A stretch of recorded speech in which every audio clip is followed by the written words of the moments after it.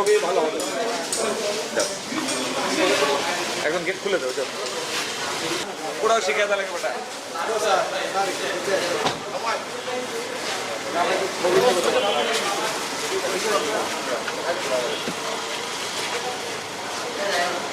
না, কখনোই তো দেওয়ার তো শেষ অভাব নাই, যত দিবেন তত দেশের জন্য ভালো।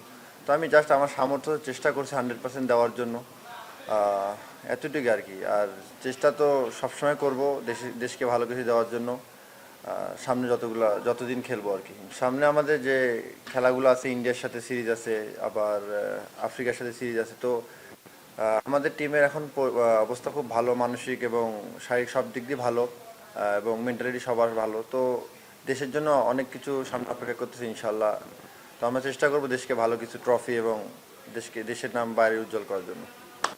আসলে পিছে কি হবে বা সামনে কি হবে এত কিছু চিন্তা করি না, জাস্ট ম্যাচ প্রতিদিন কি করতে হবে এগুলো আর কি রিপিট করার চেষ্টা করি, বা সামনে কি হচ্ছে বা কি হবে এগুলো নিয়ে চিন্তা করি না। জাস্ট আমি আমার পরিস্থিতিতে থাকবো, বাকিটা আল্লাহর ইচ্ছা।